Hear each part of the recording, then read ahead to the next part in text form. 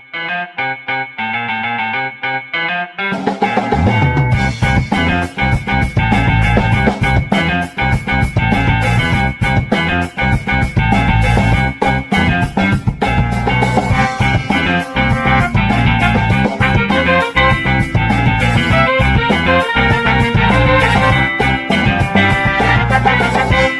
ngomongin birokrasi ala-lan. Halo kawan LAN dan juga Sobat Sehat, apa kabar? Ketemu lagi di obrolan. Kenapa saya sebutnya dua? Ada kawan LAN dan juga Sobat Sehat. Karena obrolan kali ini adalah edisi spesial. Kita berkolaborasi dengan pemerintah Kota Padang Panjang. Dan di studio obrolan sudah hadir dua orang narasumber.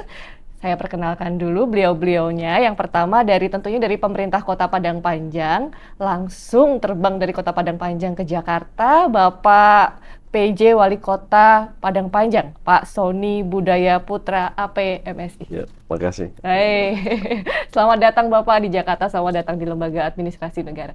Pertama kalinya Pak ke Jakarta? Ke LAN maksudnya? Ini udah yang ketiga kalau nggak Sudah salah. yang ketiga. Ya. Makasih. Satu lagi dari Lembaga Administrasi Negara, sepertinya kalau saya perkenalkan, udah banyak yang kenal. Tapi harus tetap dikenalkan, beliau adalah Bapak Dr. Triwidodo Wahyu Utomo SHMA, Deputi Bidang Kajian Kebijakan dan Inovasi Administrasi Negara dari Lembaga Administrasi Negara. Sehat Bapak? Alhamdulillah Mbak Niken, selalu sehat. Alhamdulillah. Pak Tri dan juga Pak Sony, obrolan tentang inovasi ini sudah cukup banyak di podcastnya LAN. Tapi kita ingin melihat sesuatu dari yang lebih. Obrolan kita kali ini akan mungkin inovasi tapi dari sisi yang lebih deep gitu ya Pak ya. Nah, kadang kita menemukan nih kalau kegamangan ketika orang mau berinovasi. Ketika kita berhadapan dengan situasi tertentu, terus kita melihat, saya punya ide nih, saya punya terobosan seperti ini nih, kira-kira nanti bisa akan jadi solusi. Tapi di sisi yang lain, mereka ini dihadapkan pada kenyataan bahwa belum ada regulasi yang mengatur, belum ada kebijakan yang mengatur, jadinya mau melangkah juga takut. Nah, seperti ini Pak Tri, kira-kira harus seperti apa? Apakah inovasi ini harus ada kebijakannya dulu, artinya inovasi yang dilakukan ini sebagai evaluasi atas kebijakan publik yang sudah ada gitu ya Pak ya? Atau memang boleh aja kok melakukan inovasi meskipun belum ada kebijakan publiknya gitu, atau sebagai dasar mungkin untuk menyusun kebijakan publik selanjutnya. Saya ke Pak Tri dulu, seperti apa kira-kira Pak? Iya baik, terima kasih Mbak Niken. Ini pertanyaannya keren banget ya dan berat. Benar yang disampaikan Mbak Niken tadi, ada dua variabel yang sebenarnya sangat erat hubungannya. Pertama adalah inovasi, yang kedua adalah kebijakan. Betul. Sayangnya selama ini ketika kita bicara inovasi itu lupa aspek kebijakannya. Ketika kita membuat kebijakan, lupa bahwa kita butuh berinovasi. Padahal duanya ini seperti koin dengan dua sisi kanan kirinya itu ya. Jadi inovasi itu sangat dibutuhkan terhadap sebuah kebijakan. Artinya setiap kebijakan pasti membutuhkan inovasi. Nah yang kedua, bahwa kebijakan itu sebenarnya spiritnya membawa inovasi. Betul. Jadi kebijakan itu bukan mengatur sesuatu yang memberatkan masyarakat, memberi pembebanan, tapi justru spirit kebijakan adalah menawarkan inovasi. Itu hubungan kedua hal itu. Jadi kalau ditanyakan ini seperti apa? Apakah inovasi itu harus dilakukan setelah ada kebijakan, ataukah inovasi itu untuk mendorong suatu kebijakan? Jawabannya semua benar. Jadi semua bisa. Kita tidak seperti di dalam proses produksi yang seperti ban berjalan, dari bahan mentah kemudian diolah menjadi bahan matang, dari bahan matang kemudian menjadi produk, dari produk kemudian dipasarkan sampai promosi dan seterusnya. Tidak, tapi hubungannya bisa timbal balik. Jadi kita mulai dari kebijakan dulu bisa, atau dari inovasi dulu juga bisa. Katakanlah begini, sekarang ada kebijakan baru tentang makan bergizi gratis gitu ya. Ini kebijakan secara nasional. Ketika ada kebijakan MBG ini, pertanyaannya di mana posisi inovasi? Ya. Nah, inovasi harus menjawab nih, kebijakan ini harus kita respon dengan berbagai kreativitas, bentuk-bentuk yang inovatif. Katakanlah begini, bagaimana peran serta, katakanlah perusahaan-perusahaan makanan di Indonesia. Jumlah perusahaan makanan kan banyak sekali ya, Kalengan atau yang dan sebagainya itu banyak sekali. Tapi pertanyaannya, apakah mereka sudah dilibatkan di dalam program MBG ini? Kalau belum, nah itu menjadi satu peluang berinovasi. Jadi program MBG bukan hanya tanggung jawab pemerintah saja, baik pusat maupun daerah, tetapi juga perusahaan-perusahaan makanan. Jangan mereka menawarkan melalui iklan secara masif, tetapi mereka tidak turut bertanggung jawab terhadap program itu. Ini Bisa menggunakan CSR berarti mungkin ya Pak ya? salah satunya, ya. Tidak harus CSR ya, itu pendekatan yang paling minimal itu CSR, paling mudah. Tapi juga bisa dengan pendekatan semacam daerah asuh. Okay. Katakanlah begini, ada daerah-daerah dengan tingkat gizi yang rendah. Kita tentu sudah punya petanya begitu. Nah, negara tinggal melakukan orkestrasi. Ada berapa ribu perusahaan makanan. Nah, mereka diberi tanggung jawab. Bagaimana tanggung jawab Anda memastikan 5 tahun ke depan daerah-daerah yang tingkat gizinya rendah ini menjadi tercukupi. Jadi inilah salah satu program inovasi. Itu tadi yang saya sampaikan. Suatu kebijakan kemudian dibutuhkan sebuah inovasi. Tetapi kebijakan juga semestinya selalu bernuansa inovatif. Ya. Bukan hanya sekedar membutuhkan inovasi, tetapi apapun kebijakan yang kita buat adalah sebuah terobosan. Misalnya, kalau kita bicara tentang manajemen talenta, gitu ya. Dulu kita berpikir karir itu hanya lokal sifatnya. Orang yang di LAN ya nanti proses karirnya sampai mentok di LAN begitu kan. Ini lokal. Gitu. Nanti yang di Padang Panjang paling tinggi mentok sekda. Ya. Nggak bisa kemana-mana lagi sampai pensiun di sana. Nah ini lokal. Nah dengan konsep yang baru manajemen talenta ini maka ada sebuah konsep yang namanya mobilitas talenta. Gitu. Pak Sony bisa saja nanti menjadi deputi di LAN begitu kan, atau saya nanti menjadi kepala bapedanya Pak Sony bisa saja gitu ya, nggak masalah gitu. Ini hanya sebuah contoh bagaimana talent di ASN itu sebenarnya tidak dimiliki secara parsial oleh unit-unit organisasi. Jadi kurang lebih seperti itu, Mbak Niken. Baik, ini tadi masih berhubungan dengan dua mata koin tadi nih, Pak Sony. Pak Sony kan praktek langsung nih di lapangan gitu ya, Pak ya, untuk membuat regulasi dan sebagainya, kebijakan dan sebagainya.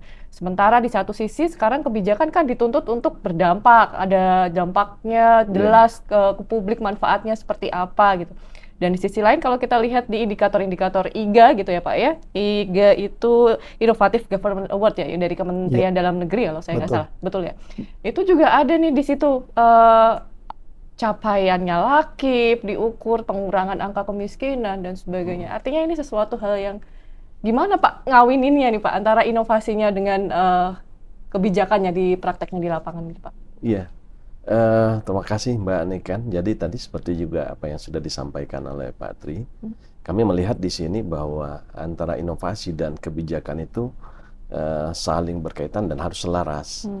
Bahwa kita karena prakteknya di daerah, bahwa saat ini daerah itu sangat dituntut dengan prinsip otonomi daerah itu, kemandirian daerah harus diwujudkan. Apakah itu dari sisi pelayanan publiknya, kemudian dari sisi kapasitas fiskal daerah, sehingga ketergantungan kepada pemerintah pusat dari dana transfer misalnya ini semakin berkurang. Dan ini tentu juga harus didukung antara inovasi dengan kebijakan ini selaras. Kami memandang bahwa dalam menciptakan kemandirian daerah itu harus dilakukan upaya-upaya yang luar biasa. Tidak bisa lagi dengan cara-cara biasa. Misalnya bagaimana kalau sekarang misalnya Padang Panjang, ketergantungan dari dana transfer itu sangat tinggi. Walaupun misalnya kita di rata-rata di Sumatera Barat itu berada di tengah-tengah. Tetapi ke depan ini tantangannya harus kita jawab secara bersama bahwa ini harus diwujudkan. Misalnya terkait dengan peningkatan pendapatan asli daerah, yang memang menjadi salah satu dari indikator kemandirian daerah. beberapa waktu yang lalu kami sudah mendorong pada OPD harus ada upaya-upaya terobosan baru, bukan membebani masyarakat, Betul. tetapi dengan cara-cara baru yang lebih sederhana, lebih smart. Pemerintah daerah diuntungkan, masyarakat juga tidak merasa keberatan. Ini juga harus diciptakan. Belum lagi kita berbicara tentang sumber daya manusia.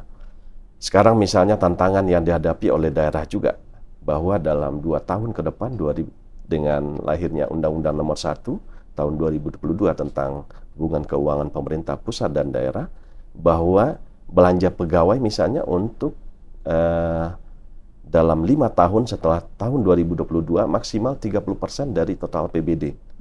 Sehingga saat ini belanja alokasi belanja pegawai rata-rata mungkin, kecuali daerah-daerah besar ya yang memang PAD-nya tinggi, itu menjadi sebuah ancaman tersendiri, termasuk juga peran panjang.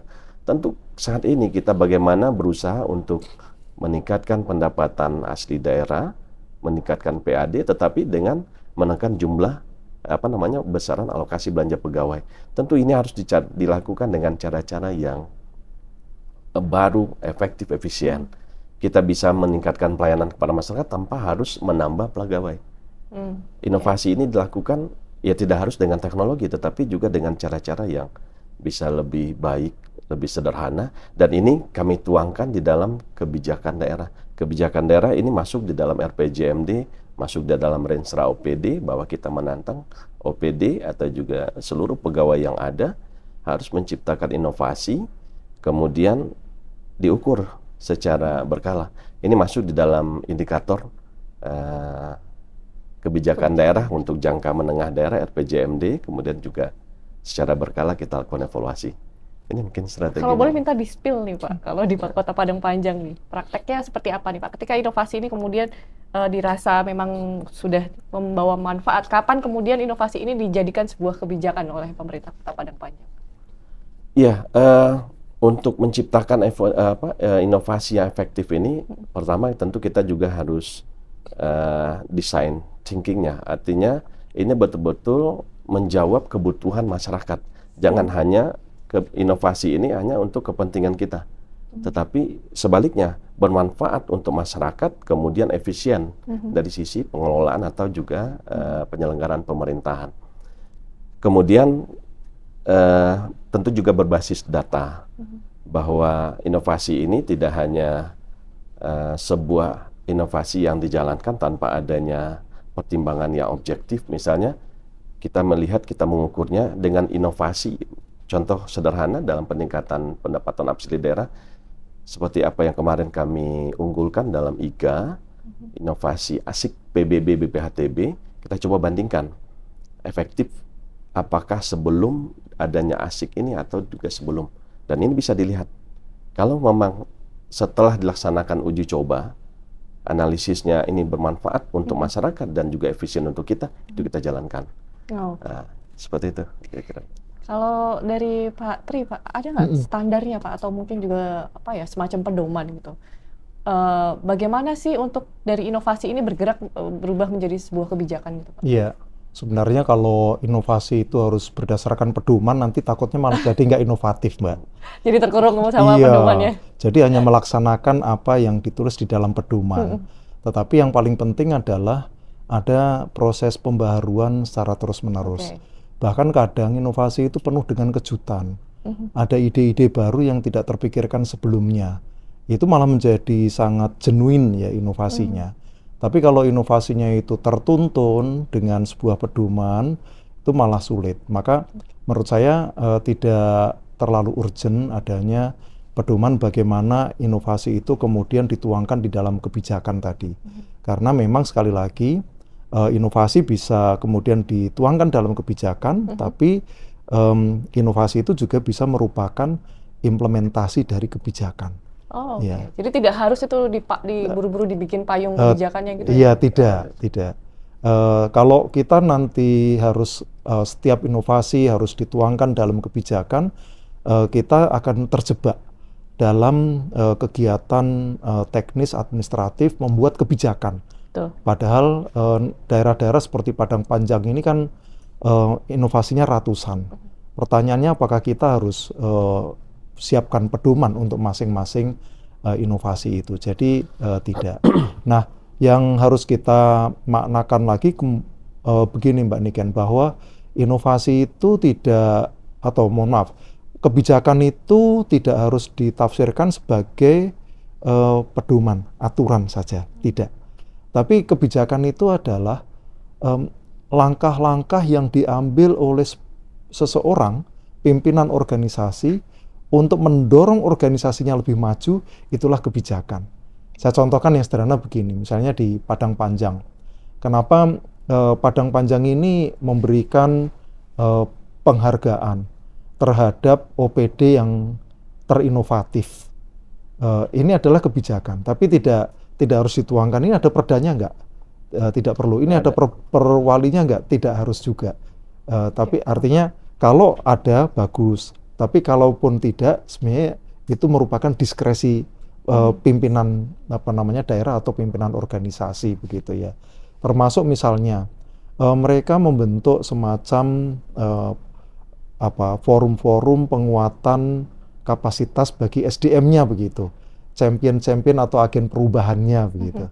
Itu nanti juga sama, apakah itu diperintahkan oleh peraturan?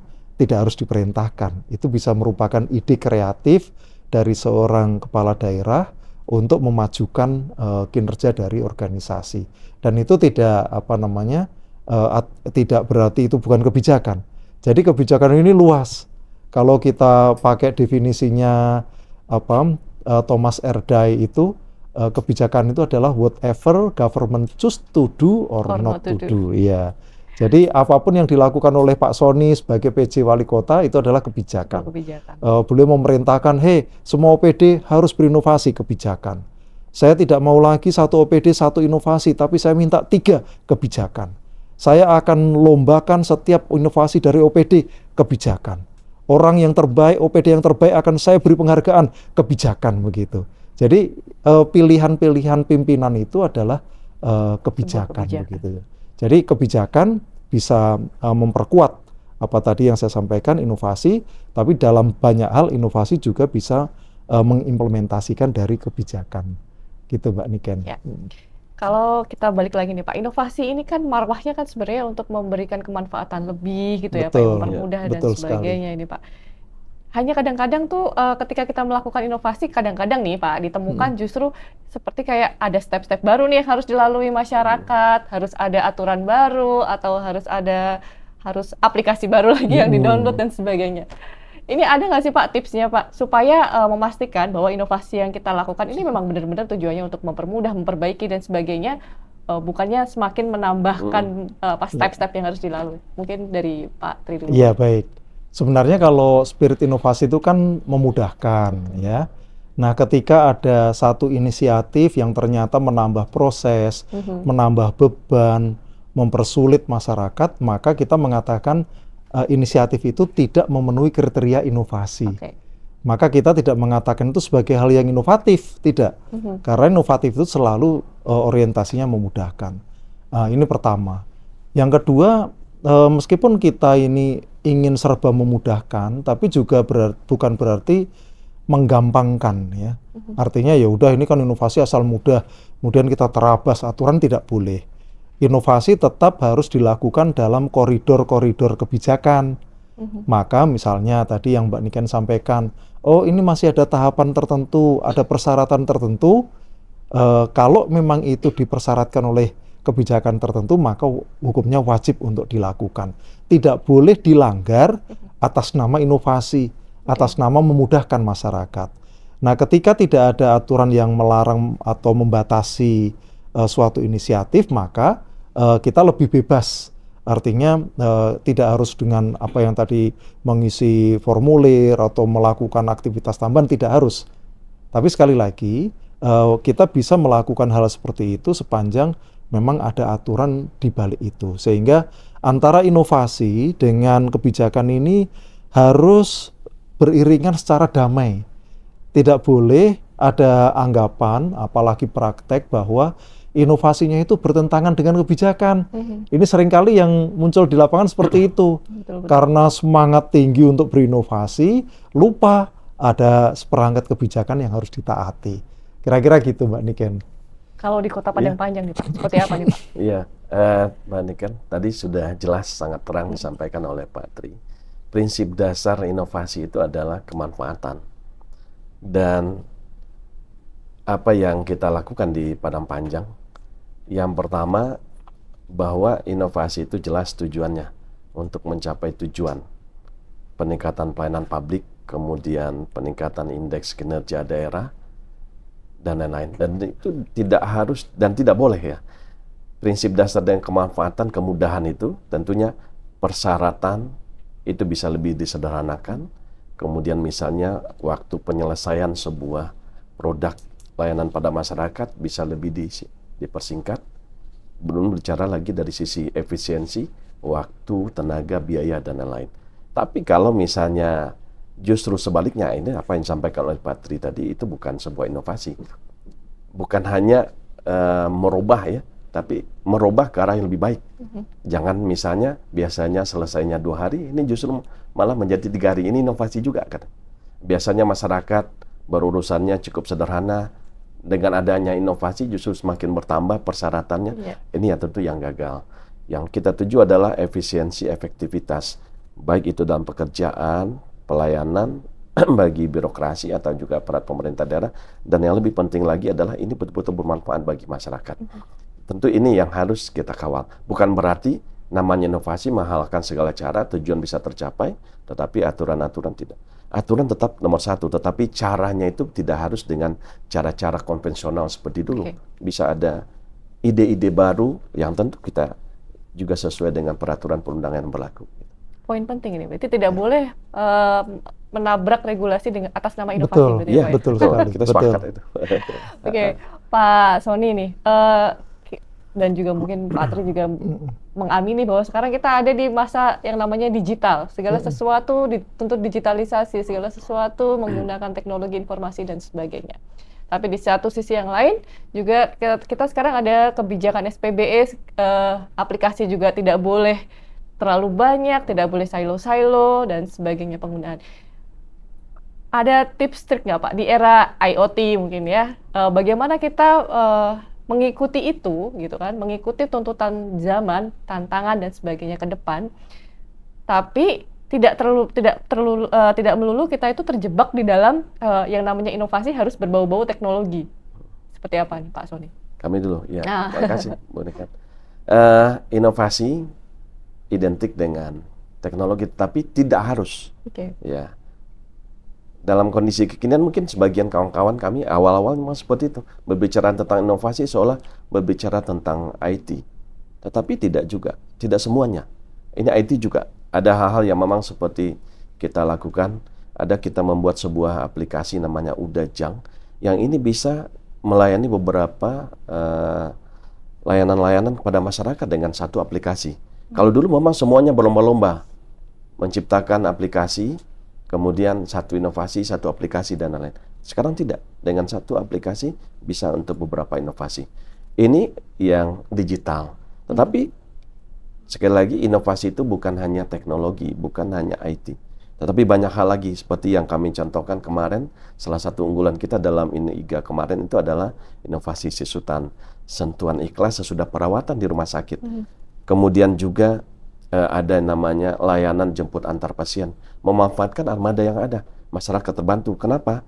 Karena Padang Panjang kota kecil, tidak seluruh akses sampai ke pelosok-pelosok itu dilalui oleh angkutan umum. Kita manfaatkan fasilitas yang ada untuk antar jemput pasien, dan ini sangat memudahkan. Begitu juga sebagai Padang Panjang kota perlindasan, kemudian dikenal juga sebagai kota Sermi Mekah, bagaimana orang bisa mampir ke Padang Panjang, kemudian juga membawa dampak sosial, ekonomi, dan lain-lainnya. Ada namanya kemarin juga inovasi yang kita lakukan, ada masjid ramah disabilitas, ramah musafir, kemudian ramah bagi semua orang yang datang. Sehingga bagi orang yang mampir ke Padang Panjang merasakan sebuah kedamaian. Dulu pernah dalam sebuah buku karangan Anafis kalau tidak salah, Padang Panjang itu kota yang berbahagia. Ini yang memang harus kita wujudkan. Betul-betul bukan hanya slogan, tetapi betul-betul terwujud pada saat orang datang ke Padang Panjang merasa nyaman. Dan itu sebagai modal penting bagi Padang Panjang untuk yang kami sampaikan tadi, terwujudnya kemandirian. Kalau masyarakat Padang Panjang sudah ramah, orang akan datang. Tentu namanya orang datang, apalagi orang nginap, tidak akan free. Mereka mau makan, mereka mau menginap dan lain. Itulah sebagai konsekuensi sebagai kota, apalagi kota yang berada di persimpangan atau juga jalur utama di Sumatera bagian tengah. Kira-kira seperti itu. Tapi bukan cuma slogan, terbukti juga sih. Saya ngobrol dengan Pak Sony, aura kebahagiaannya menular. Alhamdulillah. Pak Tri, gimana nih Pak? Supaya apa ya, orang tuh memandang inovasi bukan sesuatu yang susah diraih, harus teknologi besar dan sebagainya ini Pak. Seperti apa? Ya memang sekarang ini realitanya kita sudah memiliki aplikasi terlalu banyak. Betul. Ya. Sekitar berapa itu? 24.000 ya. Dan kalau kita melihat dari jumlahnya saja, seolah-olah memang kita itu sudah tidak membutuhkan lagi aplikasi, sudah surplus. Ya. Tapi tolong diingat bahwa dunia teknologi itu berkembang sangat cepat. Gitu. Kalau kita membatasi aplikasi-aplikasi, artinya kita membatasi diri untuk maju. Artinya begini, saya sepakat bahwa banyaknya aplikasi itu harus ditertibkan. Tapi bukan kemudian kita harus membatasi diri untuk menciptakan kreasi-kreasi baru berbentuk aplikasi baru. Karena faktanya banyak sekali aplikasi yang kita belum punya. Saya mencontohkan begini, di KTP kita itu ada informasi tentang golongan darah. Ya. Tapi betapa banyak rumah sakit PMI yang kekurangan darah. Nah, lantas apa gunanya iktp kita itu ada informasi golongan darah? Nggak ada gunanya. Nah, maka kita butuh aplikasi di mana aplikasi ini akan menampung data tentang seluruh warga Indonesia dengan golongan darah apa. Termasuk apakah dia sudah pendonor atau belum. Jadi kita punya informasi berapa persen jumlah penduduk Indonesia yang sebagai pendonor, golongan darah A berapa persen dan sebagainya, distribusi domisilinya di mana, sehingga ketika rumah sakit tertentu kekurangan darah, buka aplikasi itu, cari di Padang Panjang sebagai donatur golongan darah A hari ini yang belum donasi siapa. Langsung dikontak, kami membutuhkan darah, apakah darah akan kami ambil atau Anda datang ke rumah sakit. Jadi aplikasi itu penting banget. Nah, ketika kita harus kemudian dilarang untuk menciptakan inovasi baru, kita mandek, ya, peradaban kita mandek di situ. Nah, salah satu yang mendorong peradaban kita itu adalah teknologi gitu. Maka yang harus kita lakukan itu, yang banyak-banyak tadi itu dicoba dilihat mana yang overlap. Kalau aplikasinya sama-sama tentang administrasi kepegawaian, ya sudah, ambil satu saja yang terbaik. Jadikan sebagai aplikasi yang berbagi pakai. Artinya satu aplikasi untuk semua instansi. Nah, tapi kebutuhan-kebutuhan lain juga jangan ditutup gitu ya. Iya.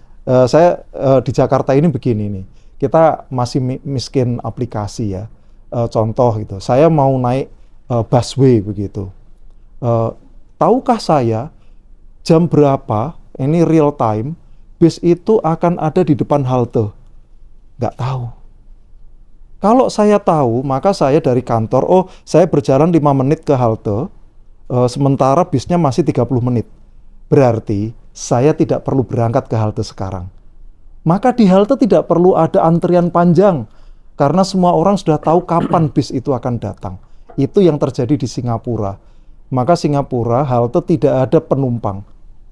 Tapi sekali mobil datang, mereka sudah siap untuk masuk ke mobil. Ini luar biasa karena mereka dibantu oleh aplikasi. Jadi banyak sekali kebutuhan-kebutuhan aplikasi kita. Dan itu bagian dari upaya kita mendorong inovasi. Tapi menyederhanakan aplikasi yang overlap itu juga inovasi sendiri. Jadi intinya kita masih butuh sekali untuk mendorong inovasi berbasis aplikasi atau teknologi. Begitu Mbak Niken. Intinya penataan berarti ya Pak ya, Betul. bukan harus langsung dilarang Iya, begitu saja. Betul sekali. Saya ingin sedikit nambahkan, Boleh, Mbak boleh, Niken. Bapak. Saya sangat tertarik apa yang disampaikan oleh Pak Tri tadi. Ini bukti nyata pentingnya teknologi aplikasi. Ini kita contohkan rumah sakit ya. Sebelum adanya inovasi, kita ada namanya inovasi 1 jam saja. Dulu orang datang berobat ke rumah sakit itu, ada istilahnya dari sebelum subuh sudah datang. Ya. Sebelum subuh, kemudian sholat subuh di situ, kemudian nantinya mendaftar dan antrian pada saat jam loket udah buka, kemudian menunggu layanan di poli, kemudian nanti menunggu layanan berobat, baru pulang. Bisa habis sampai sore. Saya ngalamin Pak. Ibu ngalamin ya, Bu Niken. Jadi kita ciptakan inovasi melalui aplikasi pendaftaran secara online. Mungkin ini sudah jamak yang dilakukan, tetapi manfaatnya ini yang sangat penting yang kita rasa. Dengan mendaftar secara online, masyarakat bisa datang pada saat misalnya antriannya keberapa. Misalnya antriannya nomor 50, tidak harus datang jam 8. Kalau misalnya antriannya 1 sampai jam 1 sampai 10, mungkin bisa di jam 8. Kalau nggak dulu nggak. Semuanya ramai. Pada saat kami datangin ke poli, Ibu datang jam berapa? Jam 8. Antriannya nomor berapa? Nomor 60. Ibu nomor berapa? Datang jam berapa? Jam 8. Antriannya nomor 30. Apa yang disampaikan Pak Titi? Jadi semuanya menumpuk di situ. Sementara tidak akan mungkin dilayani dalam satu waktu. Betul. Pasien itu dilayani oleh dokter spesialis itu mungkin 5 sampai 10 menit satu orang. Nah, itu berapa lama waktu sore, pagi sampai sore. Tapi kalau misalnya dengan aplikasi, dengan teknologi yang kita gunakan, saya datang nanti berobatnya dilayani di nomor antrian 50. Kita kirim notifikasi, kami dorong rumah sakit untuk menciptakan itu, bisa datangnya jam 11 saja. Jam 11, dan alhamdulillah baru-baru ini kami menerima rekomendasi atau juga laporan dari BPJS sebagai mitra kerjasama kita, BPJS Kesehatan. Dari 1 tahun terakhir di bulan April, daftar tunggu antrian pasien di rumah sakit Padang Panjang itu 4 jam. Kemudian bertransformasi dari 3 bulan per 3 bulan. Alhamdulillah kondisi terakhir itu 27 menit. Sementara standarnya itu 1 jam, Pak. 27 menit? Ya. Luar biasa ini, Pak. Luar biasa. Makanya kayak kita sangat dorong bahwa tadi kami di awal menyampaikan bahwa inovasi butuh teknologi. Tetapi memang apa yang disampaikan Pak Tri tadi, mungkin ada yang kita sederhanakan seperti tadi, ada beberapa aplikasi-aplikasi yang tumbuh, kita impun dalam suatu aplikasi yang terintegrasi namanya Udajang. Tetapi kita tetap dorong. Tapi mana yang tidak efektif nanti tentu akan terseleksi dengan sendiri evaluasi ya. Di luar itu ada inovasi yang tidak juga harus dengan teknologi. Jadi semuanya harus berimbang juga. Ya, tetapi kita sangat merasakan manfaat dari inovasi itu sendiri, baik bagi kita di pemerintah daerah selaku pelayan masyarakat, terutama juga bagi masyarakat sendiri. Baik. Dan Kota Pandamanjang ini kan meraih predikat sangat inovatif ya Pak ya? Kalau Terinovatif. Terinovatif. Ya. Ini sebuah pencapaian yang luar biasa. Memang kita tidak hanya melihat ini sebagai kompetisi aja, tapi memang ada proses-proses di belakangnya. Kalau saya lihat contekan dulu nih, terdapat tahun 2024 terdapat 205 inovasi unggulan yang terdiri dari 154 dikirim ke IGA, 15 di bidang tata kelola pemerintahan, 119 inovasi pelayanan publik, dan 20 inovasi lainnya. Dan ini berlangsung kesinambungan, tidak hanya tahun 2024, sebelumnya juga sudah. Strateginya gimana nih Pak, biar bisa terus-menerus berkesinambungan menciptakan inovasi? Terima kasih, Bu. Jadi ini inovasi apapun yang kami lakukan hari ini maupun juga buah dari proses ini tidak ujuk-ujuk juga istilahnya, tetapi adalah merupakan sebuah rangkaian proses panjang, dan ini juga tidak terlepas dari kehadiran LAN dan terkhusus Pak Tri yang juga turut membidani dari awal. Ini kami sudah mulai dari 2020 dengan kerjasama dengan LAN melalui Laboratorium Inovasi. Dan kita dorong dari situlah bahkan kemarin kami juga ngundang Pak Tri ya. Ibaratnya sate Padang itu harus selalu dikipas ini. Kalau nggak dingin.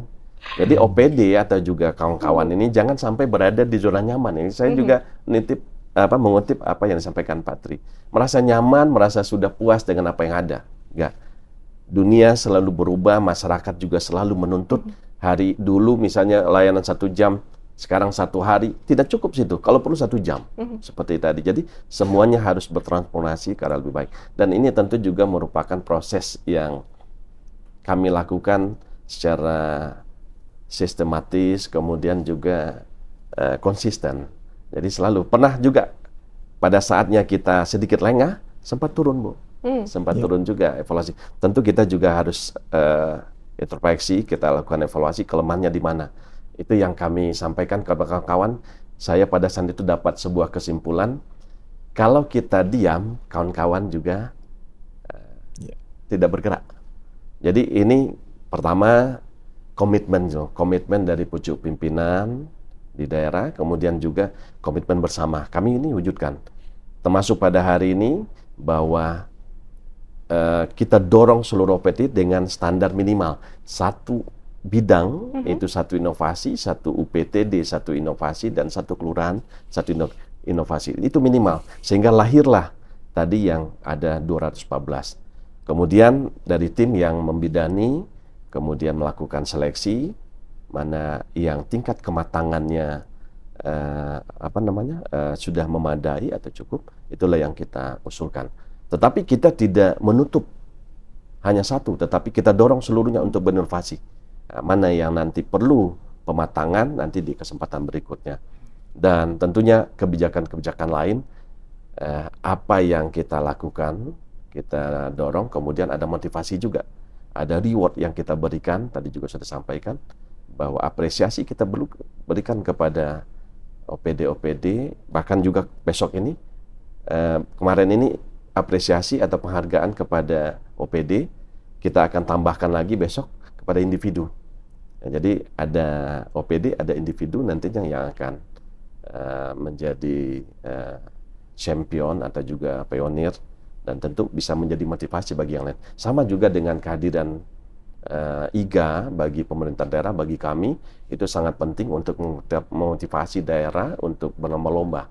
Dalam agama juga disebutkan, Pak ya, fasabiqul khairat, berlomba-lomba untuk kebaikan. Jadi ini yang kami lakukan sehingga sampai pada titik ini. Tetapi sekali lagi kami tidak hanya cukup sudah puas dari sini, tetap akan berusaha untuk lebih baik lagi di masa yang akan datang.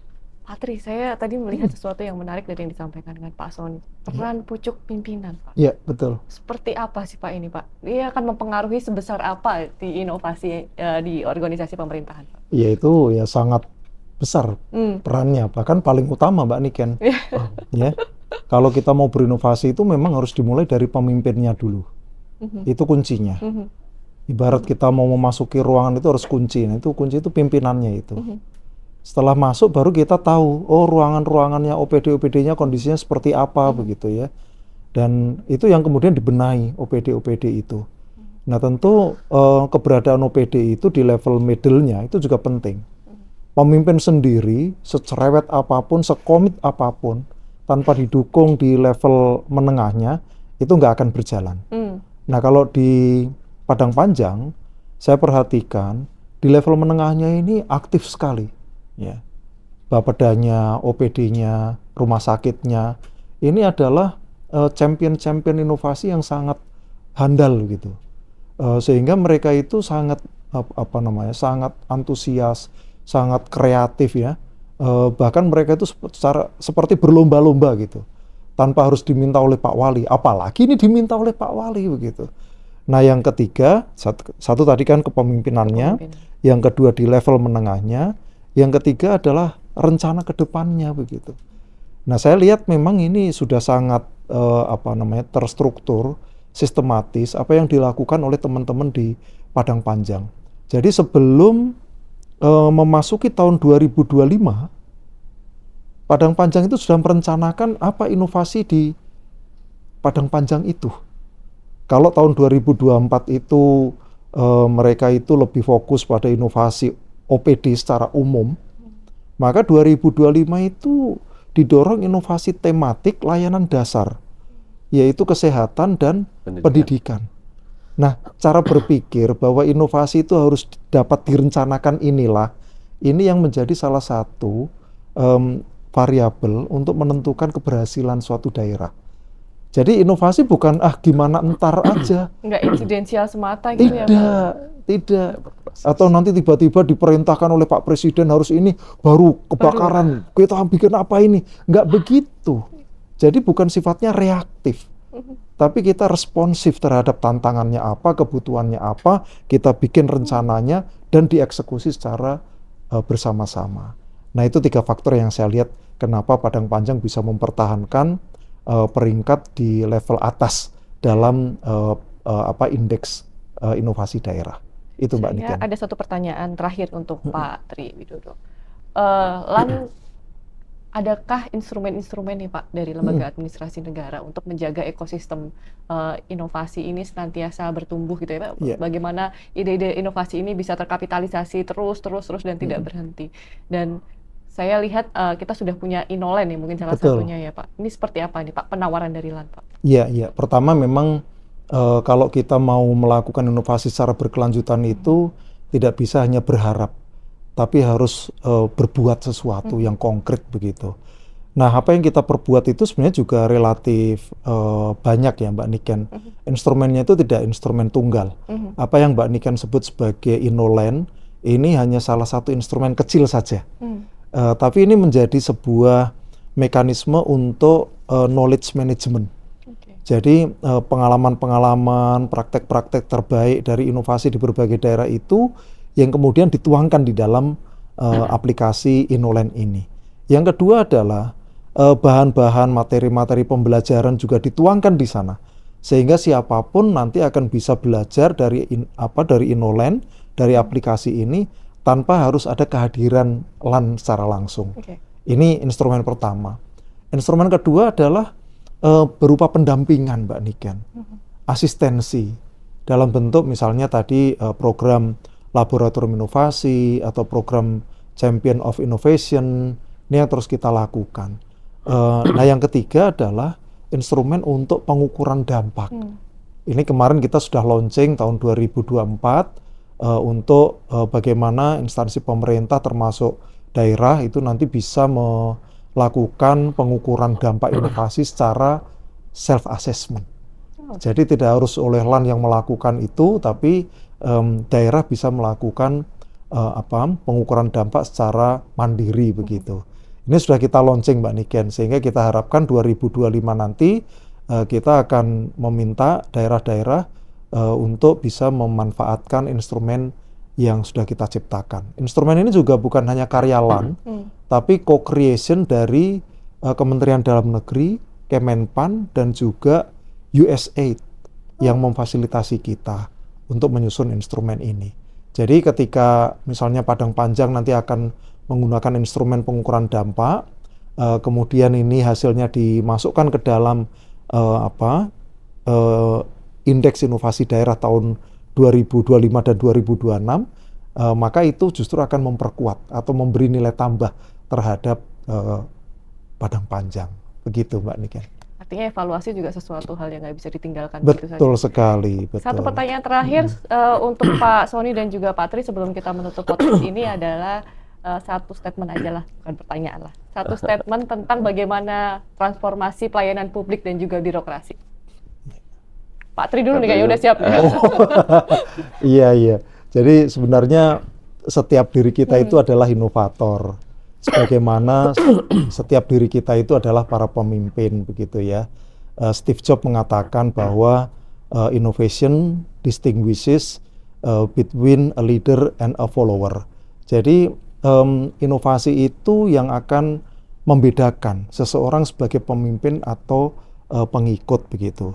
Nah, kalau kita komit bahwa setiap diri kita adalah pemimpin, maka setiap diri kita adalah juga para inovator. Itu yang perlu disadari Mbak Niken, sehingga ketika kita akan melakukan inovasi itu ya tidak merasa terbebani. Kenapa saya yang harus berinovasi, kenapa saya diperintah untuk berinovasi, tetapi pada hakikatnya inovasi itu adalah tugas saya, karena saya adalah seorang pemimpin.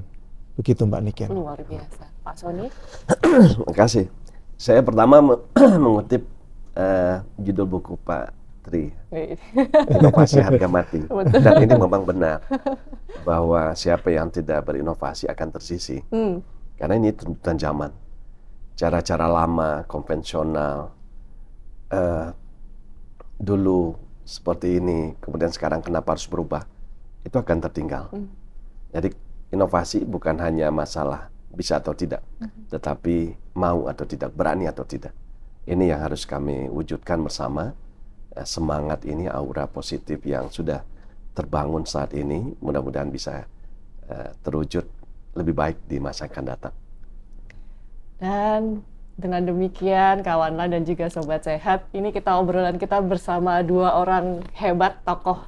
Yang satu dari Kota Padang Panjang, yang satu dari Lembaga Administrasi Negara, Pak Tri dan juga Pak Sony, berbincang tentang inovasi. Semoga bisa memberikan insight ya Pak ya kepada kita semua. Ya, saya sih ingin melihat inovasi sebagai sesuatu dari spektrum yang lebih luas. Bahwa tidak sesempit itu kok memaknai inovasi gitu. Betul. Ya Pak ya. Betul. Bahwa tidak harus sesuatu yang mewah atau tidak harus seorang pemimpin saja yang boleh berinovasi. Mari kita melakukan inovasi bersama-sama supaya Indonesia menjadi lebih baik lagi. Sampai jumpa di obrolan selanjutnya.